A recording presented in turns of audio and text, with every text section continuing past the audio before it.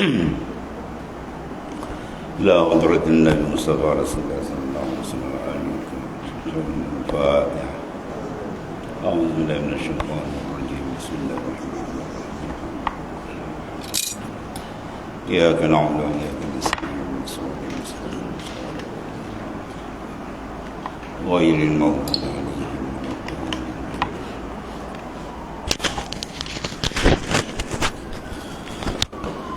أعوذ بالله من الشيطان الرجيم. ولقد مننا على موسى وهارون ونجيناهما وقومهما من الكلب العظيم ونصرناهم فكانوا هم الغالبين وآتيناهما الكتاب المستبين وهديناهما الصراط المستقيم وتركنا عليهما في الآخرين سلام على موسى وهارون إنا كذلك نجزي المحسنين إنكما من عبادنا المؤمنين. Dan demi sesungguhnya kami telah melimpahkan nikmat pemberian kepada Nabi Musa dan Nabi Harun. Dan kami selamatkan keduanya dan kaumnya dari kesusahan yang besar. Dan kami menolong mereka sehingga menjadilah mereka orang-orang yang berjaya mengalahkan lawannya. Dan kami berikan kepada keduanya kitab suci yang amat jelas keterangannya. Dan kami berikan hidayah petunjuk kepada keduanya ke jalan yang lurus. Dan kami kekalkan bagi keduanya nama yang harum dalam kalangan orang-orang yang datang kemudian. Salam sejahtera kepada Nabi Musa dan Nabi Harun. Demikianlah sebenarnya kami membalas orang yang berusaha mengerjakan kebaikan. Sesungguhnya mereka berdua adalah dari hamba kami yang beriman.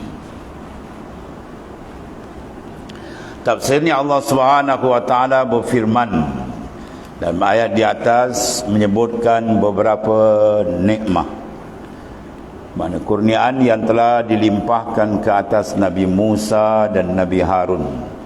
Musa ialah adik kepada Nabi Harun alaihissalam. Iaitu nikmat dan kenabian serta kebebasan mereka beserta kaumnya dari penindasan Fir'aun dan kekejamannya, membunuh setiap anak lelaki yang baru lahir dan membiarkan hidup anak perempuan serta paksaan yang dilakukan oleh kaum Nabi Musa alaihissalam, itu Bani Israel, yang pada akhirnya Allah Subhanahu Wa Taala memenangkan mereka ke atas Fir'aun, mewarisi tanah-tanah ladang-ladangnya serta apa yang telah dikumpulkan oleh Fir'aun sepanjang hidup dan kekuasaan mereka itu. Semua jatuh dalam pemerintahan Nabi Musa dan Nabi Harun alaihissalam. Setelah mereka mengharungi ujian yang besar, mengorbankan banyak kezaliman, nyawa-nyawa yang dibunuh begitu zalim. Di samping itu Allah SWT telah menurunkan kepada Nabi Musa dan Nabi Harun alaihissalam sebuah kitab suci yang bernama Taurat, mengandungi syariat, petunjuk yang jelas, terang dan nyata. Keduanya, Nabi Musa dan Nabi Harun, diabadikan sebagai kenangan dan pujian yang baik di kalangan umat generasi yang akan datang. Kemudian disertai limpahan kesejahteraan dan balasan ataupun perbuatan baik atas perbuatan baik mereka itu. Diberikan kesejahteraan dan balasan atas, bukan atau, mana atas perbuatan yang baik, mana amal-amal yang saleh. Iaitulah mereka menarik manusia supaya mentauhidkan Allah Subhanahu Wa Taala dan bekerja keras menentang kezaliman yang dilakukan oleh Fir'aun yang begitu kejam. Wa inna Ilyasa laminal mursalin iz qala liqaumihi ala tattaqun atad'una ba'lam wa tazaruna ahsanal khaliqin Allah rabbakum wa rabba abaikumul awwalin fakazzabuhu fa innahum lamuhdarun illa ibadallahil mukhlasin wa tarakna alaihi fil akhirin salamun ala Ilyasin inna kazalika najzil muhsinin innahu min ibadinal mu'minin. Dan sesungguhnya Nabi Ilyas alaihi salam adalah daripada rasul-rasul kami yang diutus. Ingatkanlah peristiwa ketika dia berkata kepada kaumnya, hendaklah kamu mematuhi suruhan Allah Subhanahu wa taala, menjauhi larangannya. Patutkah kamu menyembah berhala Ba'la dan kamu meninggalkan ibadah sebijak-bijak pencipta, iaitulah Allah Subhanahu wa taala sebagai Tuhan kamu dan Tuhan datuk nenek kamu yang telah lalu. Maka mereka mendustakannya, akibatnya mereka tetap akan dibawa hadir untuk diseksa, kecuali hamba-hamba Allah Ta'ala yang dibersihkan daripada sebarang syirik, maka mereka akan terselamat dan mendapat sebaik-baik balasan. Dan kami kekalkan bagi Nabi Ilyas nama yang harum dalam kalangan orang-orang yang datang kemudian. Salam sejahtera kepada Nabi Ilyas alaihi salam. Demikianlah sebenarnya kami membalas orang-orang yang berusaha mengerjakan kebaikan. Sesungguhnya Nabi Ilyas itu dari hamba-hamba kami yang beriman. Tafsirnya Qatadah dan Muhammad bin Ishaq, setengah daripada ulama tafsir, dia berkata bahawa yang dimaksudkan dengan Nabi Ilyas dalam ayat ini di atas ialah Nabi Idris. Ya, demikian pula pendapat Abdullah bin Mas'ud radhiyallahu anhu. Mana baginda diutuskan oleh Allah Subhanahu wa taala sebagai rasul kepada satu kaum yang menyembah berhala yang bernama Ba'i. Baginda berdakwah agar mereka bertakwa kepada Allah Subhanahu wa taala, yakni memelihara diri daripada syirik. Takwa bermakna memelihara, menjaga, dan takwa yang peringkat pertama sekali ialah at-taqwa 'anil syirki.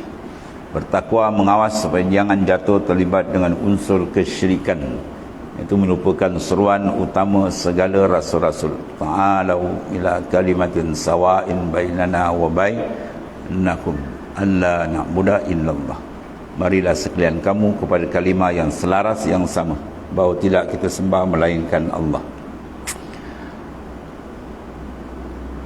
Allah. Yang lain yang menyembah melainkan Allah Subhanahu wa taala, itu meninggalkan penyembahan kepada baik dan lain-lain penyembahan melainkan kepada Allah SWT sebagai Tuhan yang Maha Pencipta. Namun dakwaan Nabi Ilyas tidak mereka indahkan dan tidak diterima dengan baik, bahkan tidak mau berganjak dari kepercayaan yang sesat. Telah diceritakan bahawa pernah raja daripada kaum itu beriman kepada Nabi Ilyas, namun tidak lama kemudian dia murtad. Nauzubillah. Dia menolak balik ajaran dan dakwah seruan Nabi Ilyas alaihissalam sehingga menjadi beliau hilang kesabarannya. Maka berdoalah baginda memohon kepada Allah Subhanahu wa taala agar menurunkan hukuman terhadap kaum yang membangkang, yang menentang seruannya. Maka ditahanlah air hujan selama 3 tahun. Allah, kita 3 bulan turun tak tahan. Ini 3 tahun. Ya, kemarau panjang berlaku. Sehingga mereka meminta kepada Nabi Ilyas agar berdoa agar Allah SWT menghapuskan hukuman dan menurunkan hujan. Mereka berjanji apabila harapan dan hasrat mereka tercapai, mereka akan beriman dan mengikut seruan dan ajakan mana Nabi Ilyas sebagai utusan Allah Subhanahu Wa Taala kepada mereka. Akan tetapi setelah Allah Ta'ala menurunkan hujan, mereka tetap tidak mengubah sikap terhadap Nabi Ilyas alaihissalam. Bahkan semakin keras tentangannya dan keingkarannya terhadap ajaran dan dakwah Nabi Ilyas alaihissalam. Dan demikianlah seterusnya keadaan hubungan Nabi Ilyas alaihissalam dengan kaumnya sehingga baginda kembali ke rahmatullah. Wa inna Lutan laminal mursalin iz najjaynahu wa ahlahu ajmain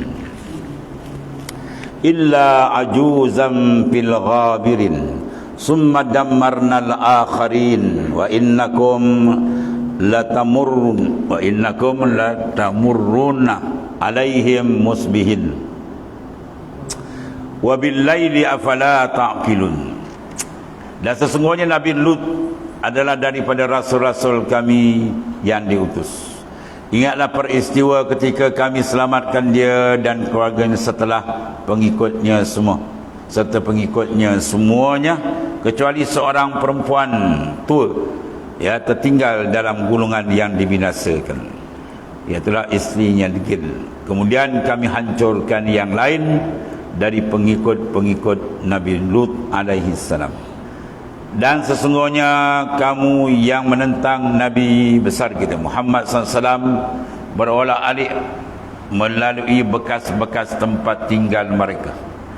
Semua kamu berada pada waktu pagi dan juga pada waktu malam, maka mengapa kamu tidak mahu memikirkannya?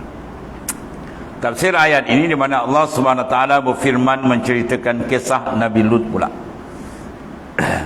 Satu rasul demi satu rasul didedahkan dalam surah ini. Nabi Lut alaihissalam hambanya dan rasulnya yang telah diutus sebagai rasul kepada kaumnya. Bagaimana baginda telah didustakan. Semua kita lihat rasul-rasul Nabi-Nabi ini adalah orang yang paling kuat menghadapi ujian.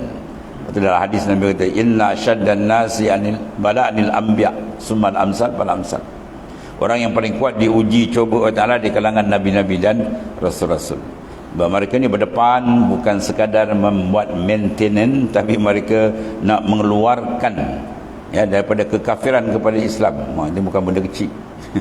Kita ini ceramah mengajar sama-sama kita kan. Dia nak keluarkan pekat kufur tu, nak keluar masuk Islam. Satu perkara yang besar. Kepekatan kesyirikan di dengan Ta'ala itu nak bawa supaya nak bawa kepada cahaya tauhid. Itu suasana yang amat besar mereka hadapi, penentangan, tekanan, pemulauan dan sebagainya. Perjanjian yang didustakan. Tadi dijanjikan kalau sekiranya datang hujan nak beriman, dah hujan apa pun tak ada kan. Didegil situ jugalah.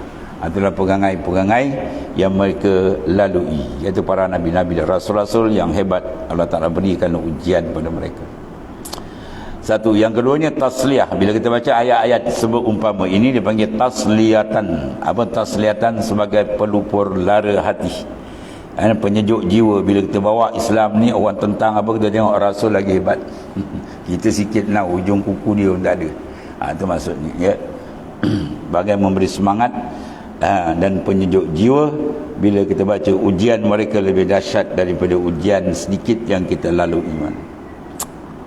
Bagaimana baginda telah didustakan, rasul orang dustakan. Kalau kita ni kata bohong apa, kata karut ke apa, biasa tu rasul dicop sebagai pendusta lah, macam-macam pemecah belah masyarakat. Tu Rasulullah SAW faraqta jama'atahu, kau ni yang Muhammad memecah belahkan masyarakat kami dah menyembah sama, tiba-tiba kau bawa pula pahaman apa ni, macam-macam dia kerja. Padahal Rasul membawa cahaya petunjuk, disambut dengan suasana yang sedemikian oleh kerana mereka dah sepenuh dengan kesesatan, maka datang cahaya itu mereka terlampau silau sehingga mereka tidak tahan dan mengeluarkan ucapan yang tidak sepatutnya. di mana baginda telah didustakan dan tidak percaya kepada kenabiannya, ya. Tak percaya kepada kenabian. Jadi kalau sekarang orang mainkan, ya, pewaris Nabi Jabir ulama macam-macam. Ini ulama apa biasa dan perbuatan itu memang jahat. Tapi kalau kita banding Rasul, kena lagi kuat. Rasul yang didustakan, dipermainkan bukan, ya, keilmuan ulama, tapi kenabian lagi besar, kerasulan lagi besar maknanya. Rasul Nabi itu dipermainkan, jahat kan. Munasabah mereka ditimpakan bala yang besar daripada Allah Subhanahu Wa Taala, sehingga mereka kaumnya mendapat hukuman daripada Allah Ta'ala dengan berbagai ancaman serta musibah. Kemarau lah, tenggelam ke bumi, angkat ke atas, pusing, menghempaskan balik, macam-macam ada itu. Dia panah dengan batu berapi, ya. Itu kaum Nabi Lut habis selesai, termasuk isteri sekali yang menjadi ejen. Isteri jadi ejen dan untuk melakukan kerja yang dikutuk, liwat yang dilaknat oleh Allah Ta'ala. Sehingga pada akhirnya terdapat tempat tinggal mereka menjadi danau, ya, yang kotor serta berbau busuk. Mana Allah Ta'ala mengangkat dan melingkupkan dia yang bawah ke atas, atas ke bawah, ya, habis semua sekali. Dan mengganggu orang-orang musafir yang melalui pada waktu siang maupun malam. Ketika itu lalu tempat itu bangkai busuk, habis semua tuan-tuan balikkan habis. Kemudian Nabi Lut alaihissalam bersama keluarganya dan para pengikutnya yang setia, yang beriman, telah diselamatkan oleh Allah Subhanahu Wa Taala daripada bencana yang menimpa kaumnya. Ya, itulah, ya, makna dibalikkan bumi atas jadi bawah, bawah di atas. Kecuali isteri baginda. Ini semua pengajaran besar dalam kita menyampaikan Islam. Kadang-kadang yang terdekat tak ikut, orang jauh-jauh ikut, ya. Diberi yang dekat, isteri Nabi Lut contohnya, anak Nabi Nuh alaihissalam, angkat banjir, dia kata bukit tinggi. Tenggelam bukit, kata gunung ada lagi, akhirnya habis terus, ya. Itu Nabi Nuh alaihissalam. Dan begitulah Nabi besar kita Muhammad SAW, ya, kelangan sekitar kaum keluarga dengan pak saudara, mak saudara, ya, yang menolak dan tidak mengimankan, tidak beriman dengan kerasulan baginda sallallahu alaihi wasallam. Ya, kalangan ahli keluarga, mana semua ditunjukkan oleh Allah Ta'ala, menunjukkan bahawasanya hidayatul muwassilah adalah milik dia. Ya, hidayatul muwassilah, man hidayah yang memasukkan keimanan terus dalam kalbi, itu milik Allah Ta'ala. Innaka la tahdi man ahbabta walakinna Allah yahdi man yasha. Engkau tidak boleh memberi hidayat orang yang kau kasih, ya Muhammad sallallahu alaihi wasallam. Tapi Allah Ta'ala memberi hidayat pada orang yang dikehendaki. Kalau orang yang dikehendaki walaupun jauh, macam Salman Farisi, jauh daripada Parsi, tak ni, dia boleh beriman, menapak, mencari Rasulullah SAW dan beriman kepada baginda SAW. Yang sekampung ni tak beriman. Tu.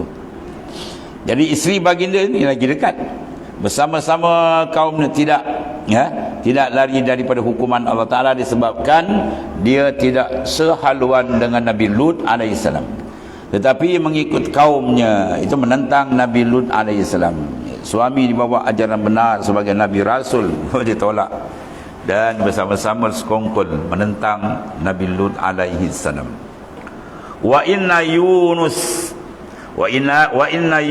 la minal mursalin iz abaqa ilal fulkil mashhun fasahama fakana minal mudhadin faltaqamahu al-hut wa huwa mulim falaula annahu kana minal musabbihin lalabisa fi batnihi ila yaumi yub'atsun fanabasnahu bil ara'i wa huwa saqim wa ambatna alaihi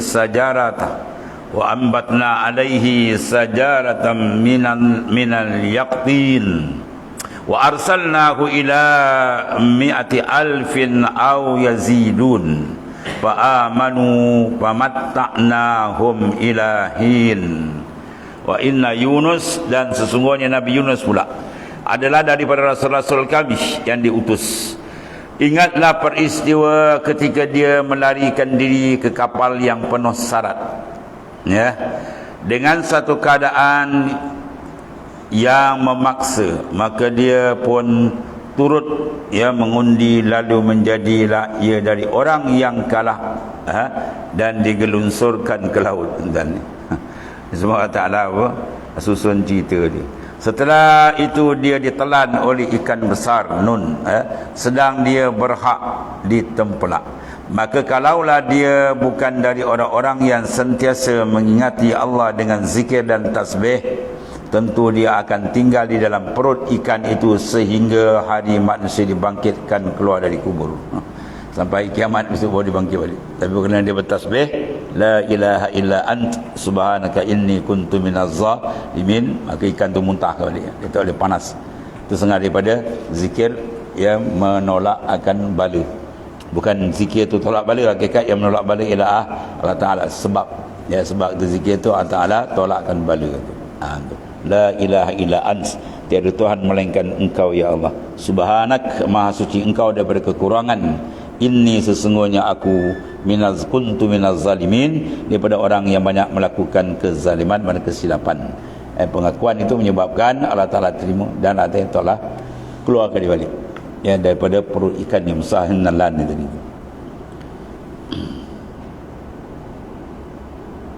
Oleh itu kami campakkan dia keluar dari perut ikan ke tanah yang tandus di tepi pantai, sedang dia berkeadaan sakit. Dan kami tumbuhkan untuk melindunginya sebatang pokok yang berdaun lebar, untuk menjadikan pakaian dia. Dan Nabi Yunus yang tersebut kisahnya itu kami utuskan kepada kaumnya yang seramai 100,000 atau lebih. Kaum Nabi itu 100,000 lebih. Setelah berlaku apa yang berlaku, maka mereka pun beriman. Lalu kami biarkan mereka menikmati kesenangan hidup hingga ke satu masa yang ditetapkan bagi masing-masing. Tafsirnya, Allah SWT berfirman dalam ayat ini menceritakan mengenai Nabi Yunus Ibnu Matta alaihi salam apabila baginda pergi meninggalkan kaumnya dan berlayar dengan menumpang sebuah kapal yang penuh dengan muatan. Kemudian ketika merasakan muatan kapal sangat penuh, melebihi daya tumpangannya, maka mereka membuat undian di antara penumpang-penumpang untuk menentukan siapa di antara mereka yang harus dilempar keluar ke dalam laut. Dia Nabi Yunus tengok perangai umat dia lagi sangat, dia tinggal lagi. Jadi ditinggal tu Allah balas. Lepas tu Nabi jangan tinggal lah, tunggulah kan. Tapi itu sebenarnya hikmat Allah Ta'ala berlakulah. Nabi-Nabi ni mana orang yang maksum. Itu cuma cerita-cerita ada hikmah. Maka Tuhan kenakan ujian pada dia, undi kena kat dia. Allah. Kemudian maknanya mereka akan harus dilemparkan ke laut untuk mengurangkan muatan agar kapal tidak tenggelam. Maka Nabi Yunus AS kalah dalam undian ni, terkena kat dia. Maka baginda pun dicempak ke laut. Ketika Nabi Yunus AS berjuang melawan gelombang, Allah Ta'ala mewahyukan seekor ikan paus yang besar tu supaya menelan dan menyimpannya ke dalam perut sebagai titipan Tuhan yang harus dikembalikannya sempurna. Itu semua usaha Ta'ala. Ikan paus telan kita habis tu. Dan Nabi Yunus AS menyangka bahawa baginda sudah mati dalam perut ikan. Maksud telan ikan. Namun kuasa besar Allah Ta'ala jadi sebalik. Namun setelah digerakkan kepada kepala dan kakinya, dia pun mengetahui bahawa dia masih hidup. Maka baginda segera berdiri bersembahyang di dalam perut ikan. Perut ikan dia sembahyang kan. Ini luar perut ikan tak sembahyang. Sui betul. Di antara doa-doa yang diucapkan oleh baginda ialah, ya Tuhan, aku telah mengadakan masjid untukmu di suatu tempat yang tidak pernah dicapai oleh seorang. Maknanya apa? Dia mengadakan masjid tak pernah masuk dan berikan lantai. Mana ada orang sembahyang berikan. Kemudian para ahli tafsir berpendapat bahawa beberapa lama Nabi Yunus berada di dalam perut ikan. Ada yang berkata selama 3 hari, 7 hari. Ada pula yang mengatakan 40 hari. Bahkan ada yang mengatakan telah ditelan pada pagi dan dikeluarkan pada waktu petang. Wallahu alam bisawab. Yang penting dia ditelan. Masa dia berapa tu ada ikhtilaf ulama tu sajalah. Kemudian Allah Subhanahu Wa Taala berfirman dalam ayat 143 144 ini bermaksud maka kalaulah dia bukan dari orang-orang yang sentiasa mengingati Allah. Sebab zikir peranan dia besar tadi, ahli zikir, dengan sebab dia bala tertolak dan sebagainya.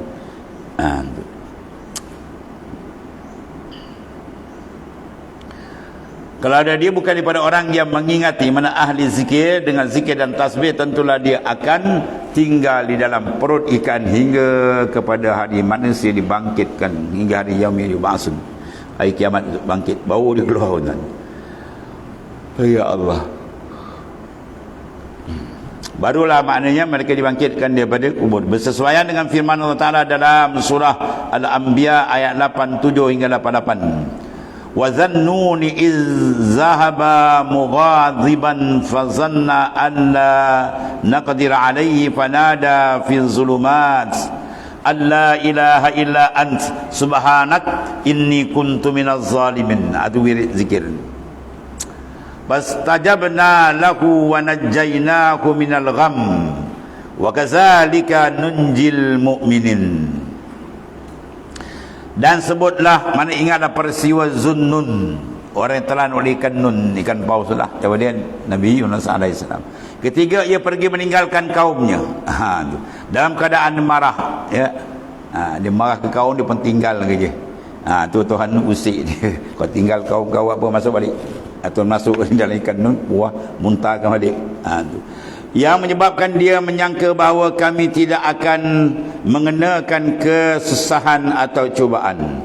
Dengan ditinggal tu diingat, mana kami tak kena tindakan, tak kenakan tindakan, ya. Setelah berlaku kepadanya apa yang berlaku, maka ia pun menyeru dalam keadaan yang gelap gelita, dengan berkata, sesungguhnya tiada Tuhan yang dapat menolong melainkan Engkau. Ya Allah, Maha Suci Engkau daripada melakukan inyaya, dan tolonglah akan sungguhnya adalah aku, ya, aku adalah dari orang-orang yang menginyaya diri sendiri, yang menggunakan lafaz zikir tauhid dan tasbih subhanak, dan maknanya pengakuan, iktiraf, ya. Kalau dalam istighfar, sebelum istighfar, wa'taraftu bizambi, kan? Wa'taraftu, aku iktiraf akan dosa aku. Siapa yang mengiktiraf dosa dia, dia dikasihi oleh Allah Ta'ala. Yang mau tak nak iktiraf, dia buat dosa, dia buat keras, tak nak bertobat, tak nak apa. Maka Allah Ta'ala keluarkan balik. Maka kami kabulkan permohonan doanya, dan kami selamatkan dia daripada kesusahan yang menyelubunginya, dan sebagaimana kami menyelamatkannya, kami akan selamatkan orang-orang yang beriman ketika mereka merayu kepada kami. Sebab zikir setengah daripada perkara yang amat besar, ada konteks hubungan dengan Tuhan, ya, menaikkan martabat, menyucikan hati, menjauhkan bala. Ini di antara bala Allah Ta'ala jauh. Kemudian selanjutnya Allah SWT berfirman mengenai Nabi Yunus AS, kemudian kami lemparkan dia ke daerah yang tandus, sedangkan baginda dalam keadaan sakit dan lemah, kena telan dan masuk dalam perut ikan. Lalu kami tumbuhkan untuknya pula sebatang pohon yang jenis labu, yang macam labu, daunnya besar. Kami utuskan dia sebagai rasul kepada 100 orang atau lebih, 1000 orang, 100, dan beriman dan menerima 100 beriman. Dan dakwaannya, kerana itulah kami telah menganugerahkannya kenikmatan hidup mereka sehingga waktu yang tertentu. Kemudian Allah SWT berfirman dalam surah Yunus ayat 98, surah Hasb, surah Yunus, walaula kanat qaryatun amanat fanafa'aha imanuha illa qauma Yunus lamma amanu wa kashafna anhum azabal khizy fil hayatid dunya wa matta'nahum ila hin. Dengan kisah Fir'aun itu, maka ada baiknya, ya, kalau penduduk sebuah negeri beriman sebelum mereka ditimpa azab, supaya iman yang mendatangkan manfaat menyelamatkannya. Hanya kaum Nabi Yunus saja yang telah berbuat demikian ketika mereka beriman. Dia telah puji kaum yang beriman. Dan kami elakkan azab sengsara yang membawa kehinaan dalam kehidupan dunia dari menimpa mereka, dan kami berikan mereka menikmati kesenangan sehingga ke suatu masa yang kami tentukan. Qala Allah Ta'ala fastaftihim alirabbikal banatu walahumul banun am khalaqnal malaikata inasan wahum syahidun ala innahum min ifkihim layaqulun waladallahu wa innahum lakazibun astafal banati alal banin ma lakum kaifa tahkumun afala tadhakkarun am lakum sultanun mubin fa'tu bi kitabikum in kuntum sadikin waja'alu bainahu wa bainal jannati nasabah wa laqad alimatil jannatu innahum lamuhdarun subhanallahi amma yasifun illa ibadallahil mukhlasin. Oleh sebab itu ada di antara kamu kaum musyrikin Arab yang mendakwa bahawa malaikat itu anak-anak perempuan Allah. Dah tak ada kerja lain ni. Ya, dah tak ada isu lain macam-macam dia buat. Dah tak beriman kafir pula. Nak buat bangsa pula. Malaikat ni anak perempuan pula dia tu. Sedangkan Allah Ta'ala Ahad dia tunggal. Lam yalid walam yulad. Dia tidak beranak dan dia tidak diperanak. Tidak ada siapa boleh bin ke Tuhan. Dan Tuhan tidak dibinkan kepada siapa. Dia tunggal. Sebab ketunggalan itu adalah isyarat kesempurnaan kekuasaan dan milik. Kalau tak tunggal dia bersekutu, dah tak sempurna kan? Tunggal dia saja memiliki, menguasai segala-galanya. Maka ketunggalan Allah terang dipandang di sekitar keliling kita ni. Ya, itu pandangan nur. Bila kita pandang langit bumi, itu nampak ketunggalan Tuhan. Nampak segala-galanya. Dan berdekat pada diri kita sendiri. Fi anfusikum afala tubsirun. Sebab kalau dua Tuhan maka batal makna ketuhanan. Ya, bila dua Tuhan batal. Sebab apa? Bila sebut Tuhan dia mesti takluk di umum. Kalau dua dah tak umum dah berpecah. Kalau batal Tuhan, tak ada Tuhan, mana mungkin ada alam. Sekarang alam ini ada menunjukkan terang Tuhan itu tunggal. Itu maksudnya. Ya. Ketunggalan Tuhan tu sangat-sangat jelas dipandang. Maka amat besar kesalahan mereka yang menyengutukan Tuhan. Mengatakan Tuhan tu berbilang-bilang, itu kesalahannya amat besar. Yang ni pula dibangsa pula Tuhan pula beranak pula macam-macam. Maka bertanyalah, ya wahai Muhammad SAW kepada mereka itu, adilkah mereka membagikan untuk Tuhanmu anak perempuan, untuk mereka anak lelaki? Kalau Tuhan dakwa Tuhan beranak pun tak betul, sesat, apatah lagi bagi tak adil. Dia dapat lelaki, Tuhan bagi perempuan pula. Ini semua dia panggil kekarutan, ya, yang hasil daripada kesesatan kesyirikan yang dilakukan oleh masyarakat golongan musyrikin. Atau adakah mereka hadir sendiri menyaksikan kami mencipta malaikat-malaikat itu perempuan? Ada. Sebab barang siapa yang mengatakan malaikat itu perempuan, maka orang tu kafir hukumnya. Malaikat dengan nas ada perempuan. Kalau kata malaikat itu lelaki, maka fasik hukum dia. Malaikat ada menyerupa lelaki, tapi dia bukan lelaki. Ya, sebab wahyu yang turun, Jibril akan menyerupai sahabat Nabi yang cantik. Siapa nama dia? Dihyatul Qalbi. Ya, Jibril akan berupa betul rupa Dihyah. Mana Dihyah lelaki, tapi bukan dia lelaki. Rupa Dihyah hakikat adalah Jibril alaihissalam. Perempuan tak ada. Atau adakah mereka hadir sendiri menyaksikan kami menciptakan malaikat itu perempuan? Ada. Pergi tanya dia. Pandai-pandai dia, ya, dengan kebodohan kejahilan. Dan ketahuilah bahawasanya sesungguhnya dengan sebab terpesongnya daripada kebenaran mereka berkata Allah Ta'ala beranak. Ya, macam-macam dia buat cerita yang teruk. Sedangkan mereka sesungguhnya adalah orang-orang yang berdusta. Patutkah kamu mendakwa bahawa Tuhan mempunyai anak-anak dan anak itu pula ialah anak-anak perempuan yang kamu tidak suka? Bahkan mereka masa jahiliah kalau anak perempuan ditanam hidup-hidup pun ada. Adakah Tuhan memilih serta mengutamakan anak-anak perempuan dari anak lelaki, sedangkan kedua-dua jenis ini dialah yang menciptanya? Padahal itu bukan anak, itu adalah makhluk dia.